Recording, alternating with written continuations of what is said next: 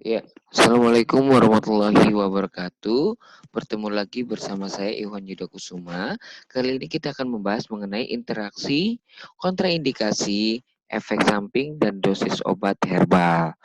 Oke, menurut American College of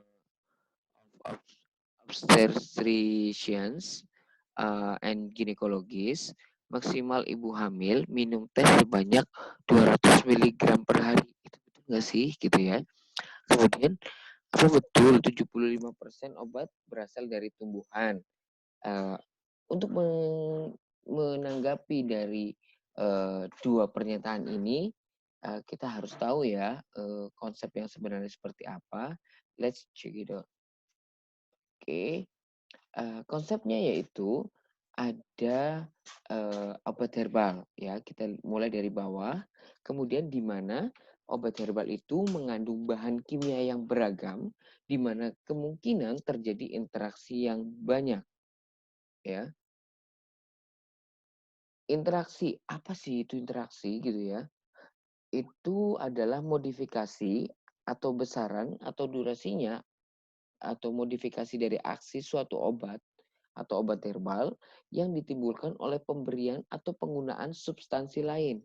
Jadi ada obat herbal ditambah dengan substansi lain. Contohnya ada obat herbal juga sama atau obat sintetik atau ada makanan atau obat herbal lainnya yang digunakan sebelum atau bersamaan dengan obat herbal yang sedang kita konsumsi begitu.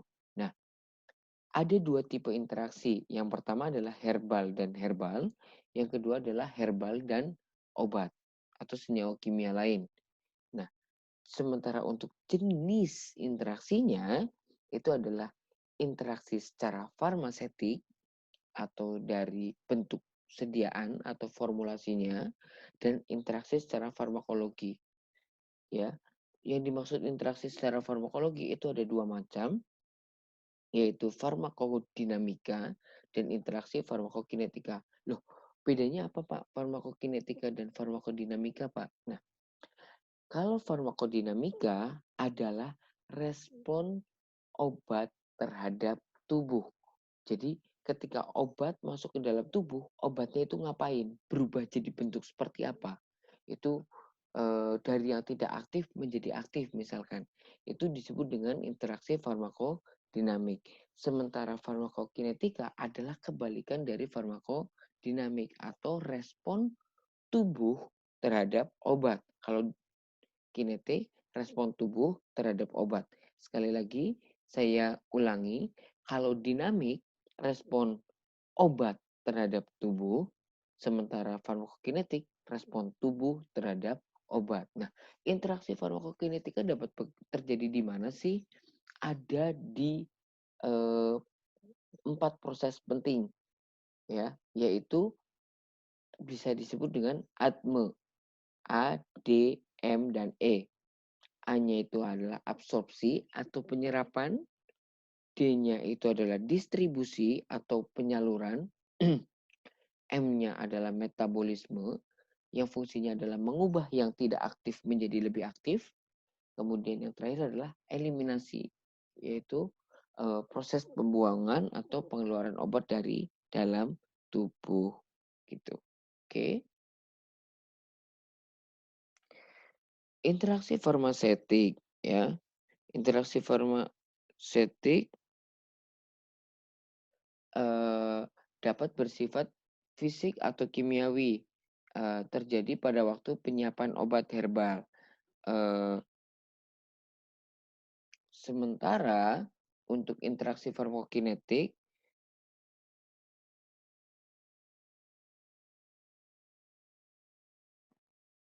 itu ada absorpsi, distribusi, metabolisme, dan ekskresi. Ya, nah metabolisme adalah metabolisme suatu obat dapat dihambat atau dipacu dengan kalau metabolisme ada dua macam. Yang pertama adalah dengan menghambat atau disebut dengan efek inhibitori atau hambatan atau efek memacu atau induksi atau induktor enzim tersebut ya. Kemudian interaksi tadi ada 2 macam. Interaksi herbal-herbal terjadi antara komponen-komponen dalam herbal yang berlainan, kemudian tidak terjadi antar komponen-komponen dalam herbal yang sama. Oke, sebagai contoh nih kalau bingung nih, sinergis artinya sejalan ya. Contohnya adalah seledri atau apiin dan apigenin sehingga tekanan darah menjadi turun. Kumis kucing mengandung flavonoid polimetoksi atau disebut dengan sinensetin, eupatorin, garam kalium, dan inositol. Nah, flavonoid sinensetin ini dengan eupatorin itu bersifat spasmolitik dan hasilnya adalah diuretika, di mana garam kalium bersifat retensi air dan hasilnya adalah diuretika. Inositol sendiri bersifat diuresis. Kedua tanaman menghasilkan penurunan tekanan darah dan efeknya menjadi optimal. Jadi seledri ketemu sama kumis kucing mampu meningkatkan penurunan tekanan darah dan efeknya lebih optimal. Begitu kira-kira. Jadi sejalan ya. Nah, contoh yang lain yaitu akar valerian mengandung valepotriat dan pala miristisin. Kemudian Saint Johnson Fort contohnya mengandung hiperisin dan kava, mengandung kafapiron. Ada lagi aloe vera yang mengandung anthraquinone dan daun sena, senaceae. Kemudian ada daun jambu biji yang banyak mengandung tanin dan pisang yang banyak mengandung pektin. Ya. Kemudian lombok mengandung banyak capsaicin dan marshmallow yang mengandung mucilago. Kemudian ada lagi anise mengandung anetol dan flanel mengandung juga anetol juga. Dua tanaman dengan kandungan yang sama. Ada licorice yang mengandung glycyrrhizin dan herbatimi yang mengandung limonene. Ini adalah contoh yang sinergis. Efeknya seperti apa? Itu PR buat kalian. Oke. Nah, kita lihat satu persatu. Akar valerian dan biji pala. Akar valerian mengandung valepropriat ya tadi yang berefek sedatif. Sedatif itu lebih cenderung pada mengantuk atau efek relaksasi. Sementara biji pala mengandung miristisin yang juga bersifat sedatif. Nah, jika digunakan bersamaan, efek sedatifnya menjadi lebih optimal. Oke, kemudian ada herbatimi. Herbatimi eh, mengandung Thymus vulgaris, di mana kandungannya adalah senyawa fenol, timol, carfacrol yang bersifat sebagai antimikroba. Juga mengandung minyak asiri yang berkhasiat mukolitik atau pengintir dahak. Juga ada kandungan flavon atau polimetoksi yang bersifat spasmolitik atau meredakan batuk. Dari berbagai kandungan tersebut, semuanya saling melengkapi atau komplementer sebagai obat batuk. Jadi herbatimi bersama dengan minyak asiri ini bisa sebagai obat batuk. Jadi kita lihat ya banyak produk obat batuk di masyarakat sekarang. Contohnya OB herbal itu pasti ada tambahan herba timi. Oke. Kemudian ada antagonis. Nah, kalau antagonis itu sifatnya justru sebaliknya atau saling berlawanan. Contohnya adalah akar valerian yang mengandung valpropriat kemudian dilawankan dengan kopi yang mengandung kafein. Kemudian Saint John's wort yang mengandung hiperisin dengan ginseng yang mengandung triterpen. Ada daun teh yang mengandung EPGC dan daun sena yang mengandung cyanide. Nah, kemudian kulit jeruk mengandung asam sitrat, maaf ya salah tulis, dan marshmallow yang mengandung mucilago. Ada garlic atau bawang yang mengandung aliin, kemudian kurkuma yang mengandung santorizol.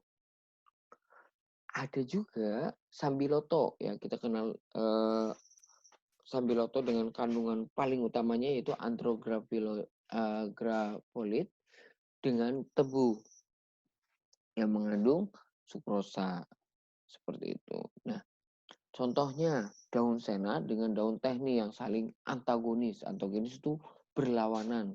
Nah, kenapa berlawanan? Karena daun sena itu mengandung antrakinon senosida yang sifatnya sebagai laksansia, ya, atau eh, sebagai pengencer feses, ya, sehingga orang itu lebih mudah untuk buang air besar. Sedangkan daun teh atau Camellia sinensis mengandung tanin atau egisigi atau epigalokatekin galat yang justru efeknya sebagai konstipasi, ya, atau menahan supaya tidak BAB. Nah, jika mereka berada dalam satu ramuan, maka sama sekali tidak efektif karena satu dikurangi satu sama dengan nol begitu karena saling menetralkan begitu. Contoh lain adalah meniran dengan jinten hitam. Nah, meniran atau disebut dengan Phyllanthus niruri berkhasiat sebagai imunostimulan dan juga sifatnya nggak toksik. Sementara jinten hitam sifatnya sebagai imunostimulan juga tidak toksik. Namun kan otomatis oh bagus nih imunostimulan ketemu imunostimulan. Namun jangan mencampur kedua bahan ini karena campuran meniran dan jinten hitam bisa menyebabkan hepatotoksik atau ketoksikan atau keracunan pada hepar atau hati. Kemudian interaksi herbal dengan obat-obatan. Nah, ada penurunan atau kenaikan jumlah obat dalam darah atau bioavailabilitas. Kemudian bisa menyebabkan inaktivasi enzim, kemudian menurunkan atau mempertinggi efek obat tanpa peningkatan jumlah obat. Nah, interaksi herbal dan obat itu ada yang menguntungkan, ada yang merugikan. Kalau yang menguntungkan, contohnya adalah efek sinergis, merugikan, menimbulkan efek toksik dan mengurangi efek sama sekali, ya. Nah, interaksi herbal dan obat itu ada yang disebut dengan derajat keparahannya ya, ada minor atau ya nggak terlalu ngaruh-ngaruh banget lah. Kemudian moderate yaitu sedang-sedang, kadang terjadi kadang tidak, dan severe itu yang sangat berbahaya bagi tubuh. Nah, minor itu tidak berpengaruh pada efek klinis sama sekali, tidak memerlukan perubahan regimen terapi. Jadi hanya monitoring saja. Kemudian moderate drug interaction, ya, moderate drug interaction eh, membutuhkan penyesuaian dosis dan monitoring yang sangat ketat.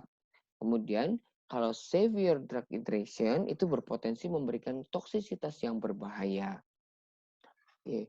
Nah, interaksi herbal obat ini dapat meningkatkan efek samping, mengurangi efek terapi, meningkatkan efek terapi atau dapat menyebabkan overdosis, memodifikasi kerja atau menyebabkan komplikasi. Nah, interaksi herbal dengan obat itu sama seperti tadi, ada interaksi farmakokinetika dan interaksi farmakodinamika. Kalau farmakodinamika tadi kita kenal ada antagonis dan sinergik. Contohnya ya, yang herbal dengan obat-obatan sekarang ini efek merugikannya ya, ginkgo biloba. Nah, ginkgo biloba interaksinya itu ginkgo biloba kan kita tahu bahwa dia punya fungsi sebagai pengaktifan platelet sehingga dia memiliki efek sebagai antikoagulan atau antiplatelet. Sehingga kalau dikasih aspirin yang merupakan antiplatelet juga, maka sama-sama kan mengencerkan darah ya. Antikoagulan kan koagulasi kan apa namanya? Menyebabkan eh, tidak terjadinya pembekuan darah. Nah, ditambah dengan aspirin semakin encer darahnya sehingga memperhebat terjadinya pendarahan. Nah, Ada lagi Echinacea yang kita kenal banget ya sekarang ya. Echinacea ini biasanya diindikasikan untuk meningkatkan imunitas, terutama di COVID-19 sekarang. Echinacea sempat naik daun ya. Penggunaan Echinacea bersama dengan ketoconazole atau anti jamur, isoniazid untuk mengobati penyakit TBC dapat menyebabkan liver toxicity. Jadi justru dapat menyebabkan toksisitas atau keracunan pada hati. Ada lagi kafein. Kafein merupakan penggunaan obat kimia yang mengandung kafein dengan obat tradisional yang mengandung ginseng dapat menyebabkan gastrointestinal serta menyebabkan insomnia. Ya, jadi kalau pernah dengar nih kopi ginseng, nah itu sangat potensial untuk mengganggu pencernaan dan juga menyebabkan insomnia, nggak bisa tidur-tidur. Nah, sementara ginseng berdasarkan penelitian penggunaan ginseng bersama dengan coumadin dapat menyebabkan pendarahan, di mana ginseng yang digunakan bersamaan dengan warfarin dapat menurunkan efek antikoagulan dari warfarin. Akibatnya proses pendarahan dapat tetap terjadi. Kemudian ada bawang putih atau disebut dengan Allium sativum, di mana penggunaan Allium sativum bersama dengan warfarin juga dapat menyebabkan proses pendarahan tetap terjadi. Loh Pak, berarti semua interaksi merugikan dong? Belum tentu. Ada interaksi herbal dan obat yang menguntungkan.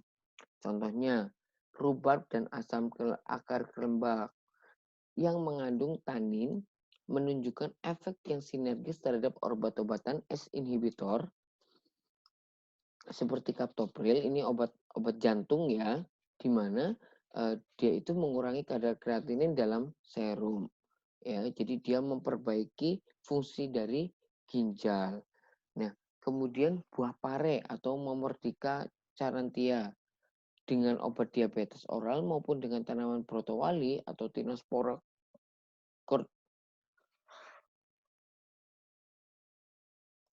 cordifolia untuk menurunkan kadar glukosa darah pada penderita diabetes. Kemudian ada yang kita kenal banget nih di jamu-jamuan, disebut dengan kunyit asem. Nah, di mana kurkuminoid, yaitu zat aktif dalam kunyit yang bersifat labil, distabilkan oleh asam.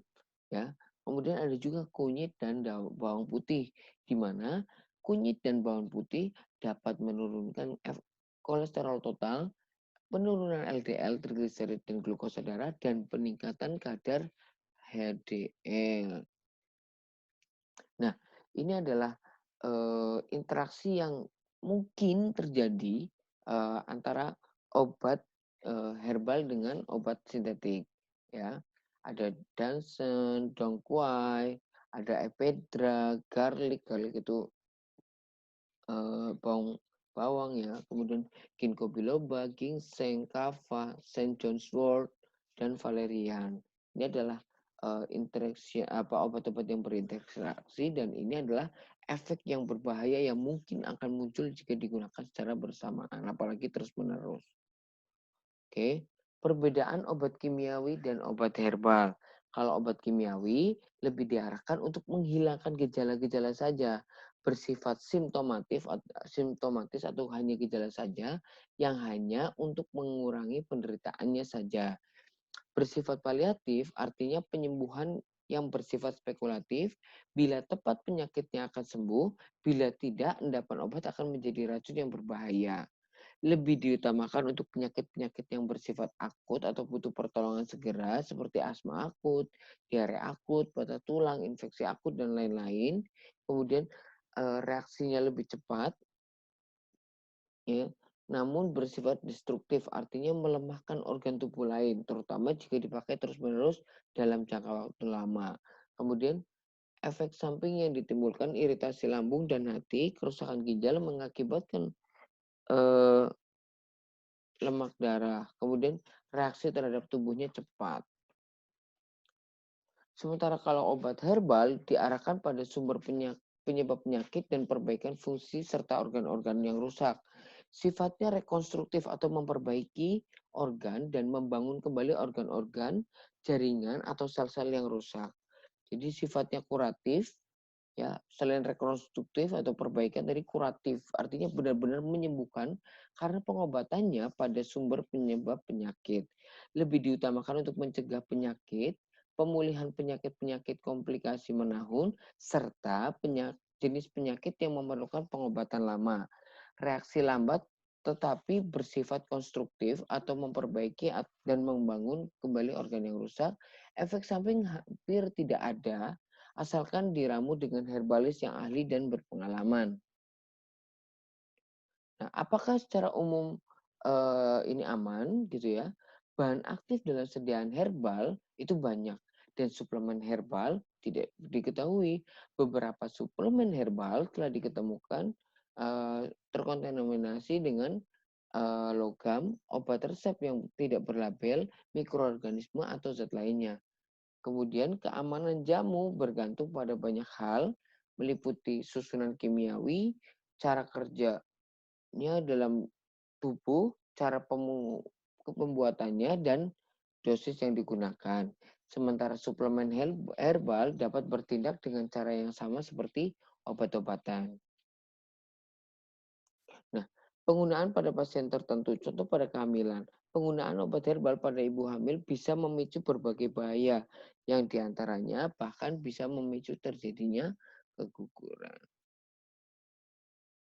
Nah, ini adalah efek pada kehamilan untuk beberapa obat herbal dari aloe, angelica, berberry, kemangi, bitter melon, black cohosh, kalamus, kemudian kampor, cinnamon, biji jarak, seledri, dan cimamoli. Nah, ini adalah efek pada kehamilan. Jadi hati-hati pada orang-orang hamil dengan yang mendapatkan terapi ini. Ada lagi kulit Cina, echinacea, ephedra atau ephedrine, adas manis, bawang putih, gotu kola atau pegagan, kembang sepatu, akar IPK, lavender, licorice, pala, papain, dan delima. Nah, sementara yang kedua, kondisi khusus kedua adalah geriatri atau orang dengan usia lebih dari 60 tahun. Diperkirakan bahwa untuk geriatri di atas 65 tahun, efek yang tidak diinginkan adalah 2 kali lipat dari kaum muda. Pada geriatri, efek samping yang lebih mungkin karena terganggunya biotransformasi, penyerapan dan eliminasi, kemudian geriatri sering memiliki kondisi medis yang kompleks terkait dengan kemampuan tubuh mereka untuk menangani obat.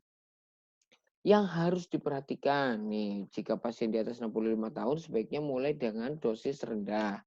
Ibu hamil dan menyusui sebaiknya tidak minum obat atau tidak mengkonsumsi obat secara berlebih. Obat herbal tidak digunakan pada anak atau di bawah 2 tahun. Potensi interaksi obat, kandungan obat herbal mungkin dapat berinteraksi dengan obat konvensional yang diminum bersamaan. Jangan abaikan gejala toksik dalam bentuk apapun. Kemudian, minyak asiri harus digunakan dengan hati-hati walaupun terkonsentrasi dan jumlah kecil yang tampaknya tidak berbahaya dapat menyebabkan kerusakan serius. Obat herbal harus diambil halnya pada dosis yang ditentukan. Dosis. Nah, bagaimana dengan dosisnya, Pak? Nah, dosis herba individual itu sekitar 3 sampai 9 gram per hari. Sementara kalau ekstrak, asumsinya kan 6 kali lebih kuat ya. Jadi sekitar 0,5 sampai 1,5 gram per hari. Kadang-kadang bisa sampai 0,2 sampai 0,5. Nah, untuk pengecualian itu kalau misal mineral itu bisa 30 gram per hari atau konsentrat 1 sampai 6 per hari. Untuk herba yang ringan itu 0,5 sampai 3 gram per hari dengan konsentratnya 0,1 sampai 0,5 gram per hari. Kemudian herba beracun sesuai dengan dosis individual. Nah, sementara untuk dosis anak-anak itu bisa dimulai dari bayi sampai 14 tahun. Dengan catatan, dosis untuk anak-anak dengan berat badan dan tinggi sesuai usia, dapat menggunakan ini, tapi dosis ini bisa bervariasi bergantung dengan kondisi pasien, penyakit, dan pengobatan. Ini hanya secara umum saja.